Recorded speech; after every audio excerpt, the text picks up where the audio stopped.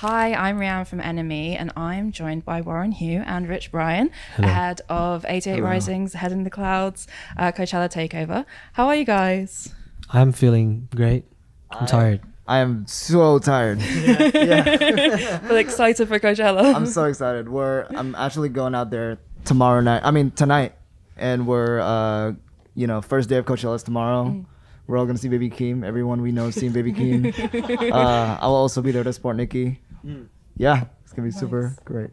What does it mean to you guys to be performing at Coachella? It's both your first time, right? Yes. So it's my first time ever even going to Coachella.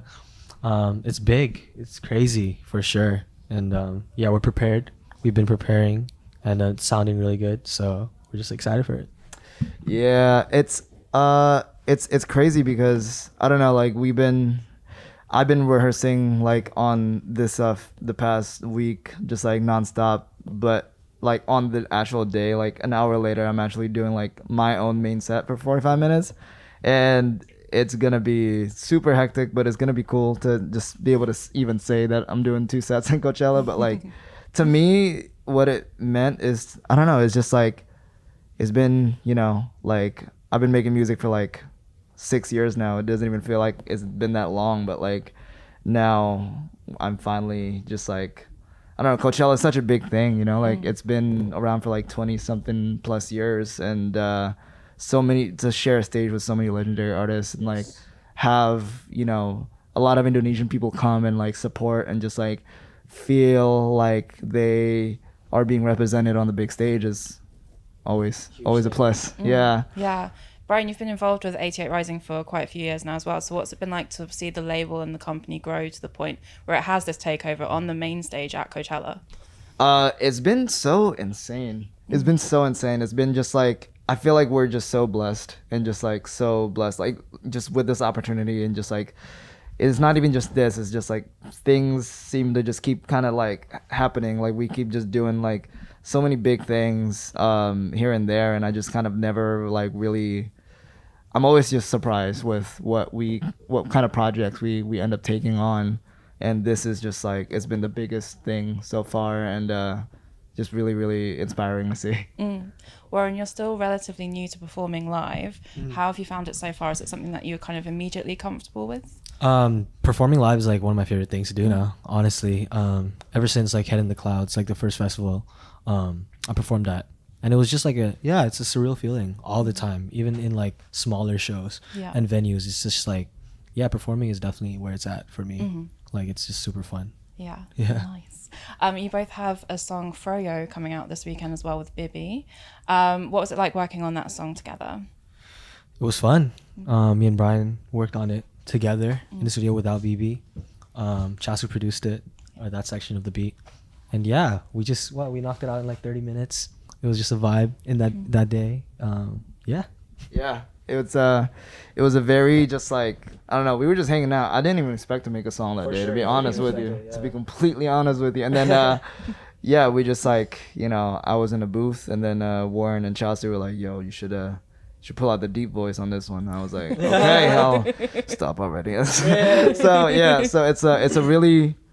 it's a really interestingly arranged song, but I'm excited to see how people like kind of react to it, because I feel like nowadays, I don't know, like people are like afraid to like experiment with like I don't know, just switches and stuff like that. So I don't know, it's cool. I'm excited to like perform it live. Yeah. It does switch up quite a lot into very different phases, I guess. What was the inspiration behind kind of making it like that? I would say Sean. I would say Sean being like, "Yo, we should do this," and then we were like, "Okay." And well, it's also just like, we've been working on this Coachella thing just like for a long time, like this Coachella performance, and then Froyo is gonna be like part of this big kind of like unveiling of because it's more than just a performance. Like we want to make it into like. I don't know. It's just like an era. So I think Froyo is one of those things to kind of like mark this point in time by making something just like more permanent in the world. So Sean was just like, we should just put it together. just why not? And they were like, okay, cool. Yes. Nice. Warren, you're also on the song Tea with Hikaru Utada. What was it like working with her on that song? How did that song come about? Very amazing. We honestly finished that song in like 3 days.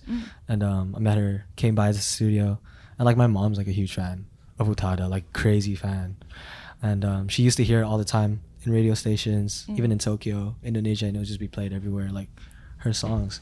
So like, I don't know, it's a cool thing. Like it's a cool thing to able to like have a song with her, and it's a brilliant song. Honestly, we both did our thing. Yeah. And she's amazing, honestly. Really good voice. Yeah. One of my favorites. Warren, you put out the single W recently, which lyrically is very confident and kind of positions you as someone who's on the verge of being top 10. Have you always been so confident about your music, and where did that confidence kind of come from?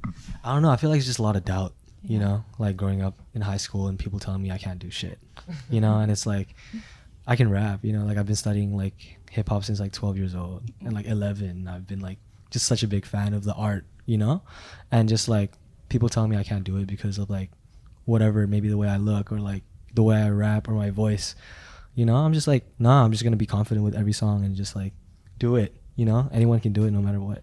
Yeah. That energy is like important for me. Yeah, that's a great attitude to have. For sure. You have your debut album Boy of the Year coming out in June. What can we expect from that?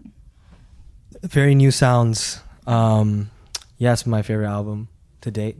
Went through a lot with that album. Definitely went through a lot of shit, and you can definitely hear it in the project. And it's hard to explain it, but yeah, once you hear it, you'll understand it for sure. Nice. What kind of sounds do you think there's on there? Like, What Brian said. Perfect. Brian, you surprise released your latest EP Brightside in January. Yes. Why did you want to do a surprise release? Honestly, because I've always wanted to try doing it, because you know, it's just like the thing with just like working in the music industry, I think it's just like it's cool to keep it fun. Yeah. So it's like whenever I see other people kind of doing things in a different way than they're, you know, usually the industry is like programmed to do it, then I just kind of want to just try to break out of the matrix a little bit and just like be like, okay, well, let's see if I just kind of drop this album out of nowhere and like the songs don't really have choruses and hooks, and like, you know, we're not doing any just like promotion to kind of like get people ready for it, just kind of drop out of nowhere, and it's just like a little 4-song, you know, thing.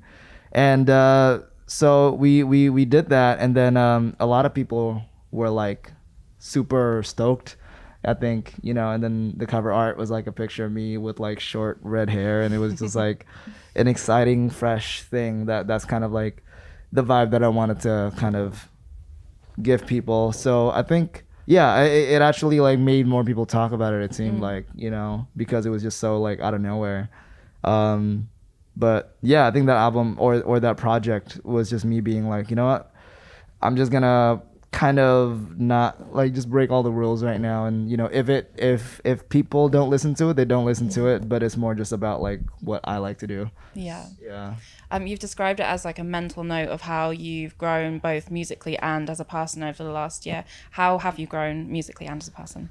I would say musically I've grown, I think, like, I don't know, I've like produced a lot of my own music like recently, and then just kind of like I feel like over the years I find my sound, and then, you know, lyrically I feel like I also kind of find my style of writing and everything. And then like as a person, it was, I think, just more kind of being less obsessed with like chasing the next thing. And you know, I feel like in 2019 or 2020 I was just in a very just like 24/7 hustle kind of lifestyle, and I think that, you know, like over those months I realized that it's not really like for me. Like I really need to just like, you know, chill out, smell the flowers, and just, you know, just like live life. Yes. It's not, you know, I had to stop and like, because I wanted to be just like the biggest thing and like, you know, all that, and that's all I was focused on. And then I realized, you know, I was like, I had to stop and be like, but why do I want to do that? You know what I mean? So that's kind of like what the project touches on. Yeah. Nice. I guess you also have to kind of slow down and experience things to write about as well. Absolutely. Yeah. So have you been working on any new material, a new album maybe, or is this the kind of point where you're taking that time? I've been starting to like I've been trying to make as much music as possible outside of Coachella, and kind of starting to like make these songs in the mindset of like, okay, this might be in my next album, whatever that is. So yeah, I think this year at some point I'll definitely start working on it. Nice. Wow, exciting year ahead then. Thank you so much, guys. Good luck at Coachella. Thank you. Thank you so much. Thank you.